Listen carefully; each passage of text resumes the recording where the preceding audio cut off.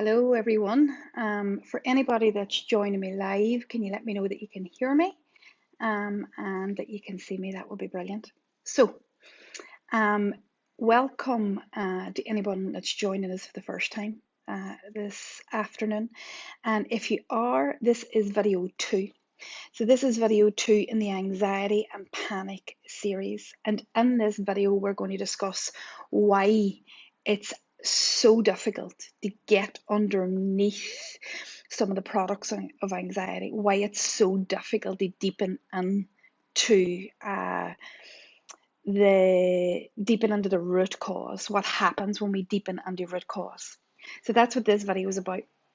There is a previous video that sets up the journey here. You may want to go and watch that. If you have signed up for the anxiety and panic series, then that video should be available on the replay for you. If not, you will need to sign up for it. And I think the link is around here somewhere. So with that said, welcome to video one or video two.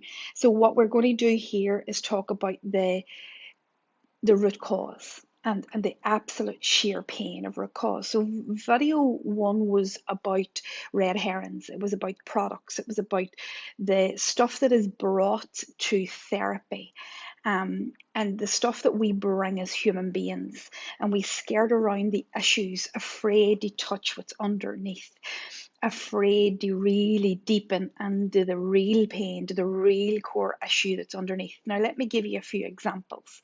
So, where we may, as human beings, where our clients may bring an issue around the boss. I'm going to give you loads of examples, not just the boss this time, but where the client brings the issue around the boss. The boss is a bully. The boss is making me feel uncomfortable. And the boss becomes the trigger, or the boss becomes the reason that the client presents.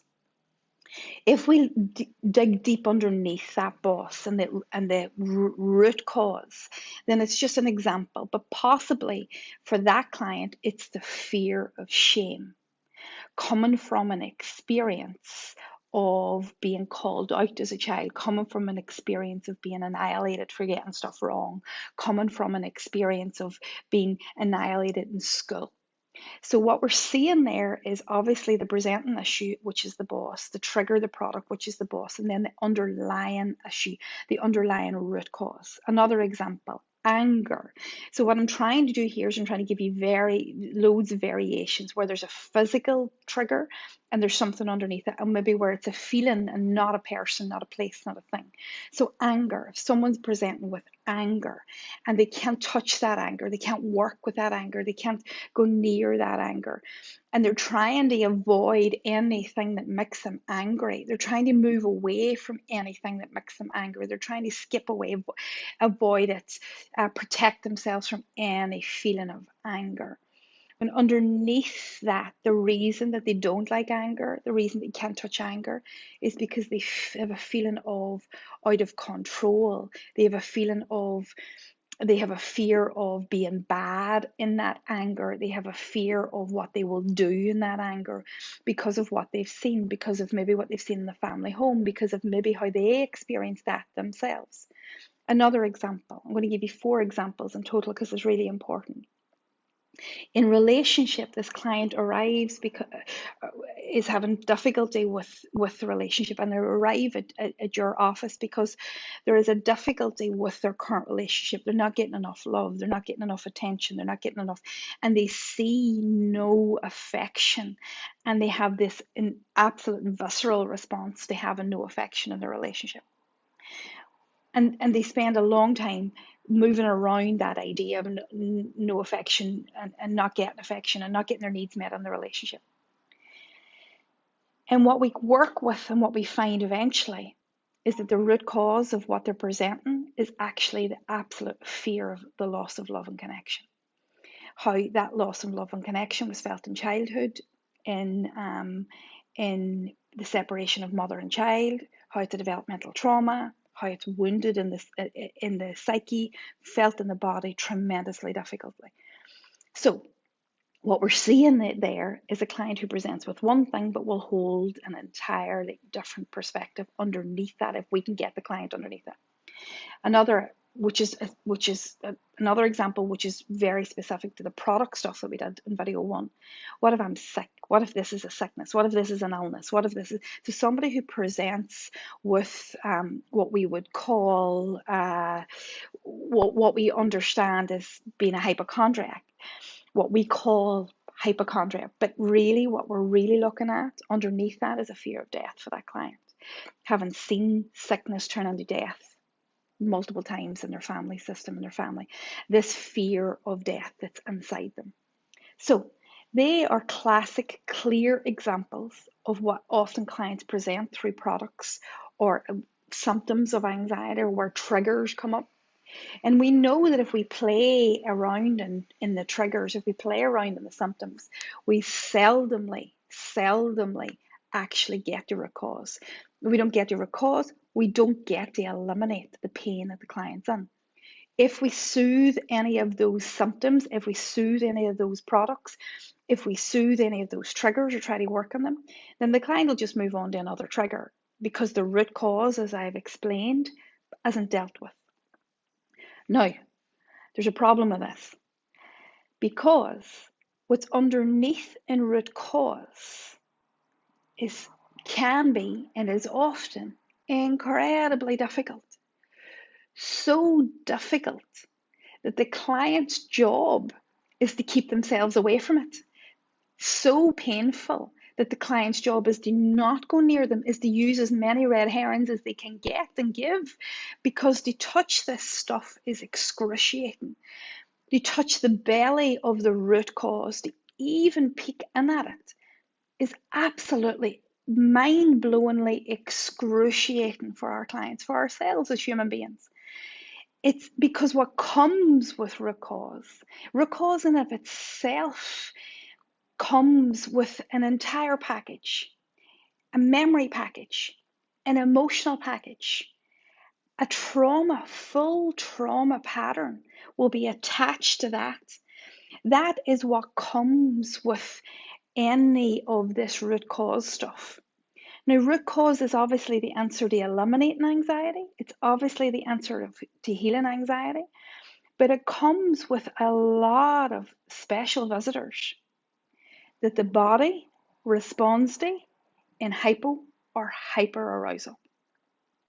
So when we touch root cause, we are opening the memory of that root cause, the trauma pattern that has been experienced through that root cause, the feelings, the thoughts, everything will open up in the human condition once we touch that root cause, once we get close enough to see it.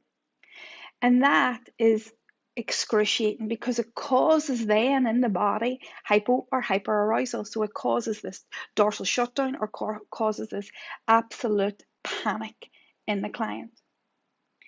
Then what happens is the way that the body responds to the root cause becomes the ultimate threat. Because if any of you know what it's like to feel hypo or hyperarousal, it is the most excruciating pain ever.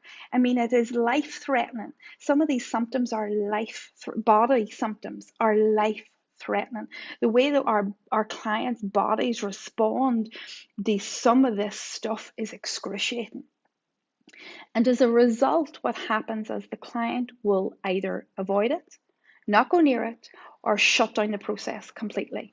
What often happens is that the client will see the therapy as the problem. They'll see the work that you're doing as the problem. Because whilst, being afraid of getting sick, or being afraid of the boss, or being afraid of whatever it is, or being triggered by that, is one thing. Another thing is to be down in root cause of that. That's an entirely different experience. And so what the client will prefer to do is go back to the original state, being triggered. That's easier. And they'll often blame the process. They'll often disengage. They'll often DNA. They'll often pull away, because now it's too threatening. Now their body is responding viscerally. They're responding on hypo and hyperarousal. It's excruciating. And this is what leads us to the next stage, which is our next video next week.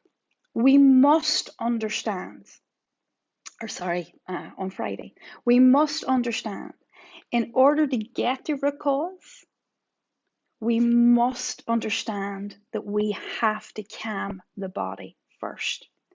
The client has to feel that they are in control of these bodily sensations. They're in control of how their hypo or hyperarousal. They're in control of how they feel or how their body responds to the material that they're investigating in therapeutic practice. Let me say that again.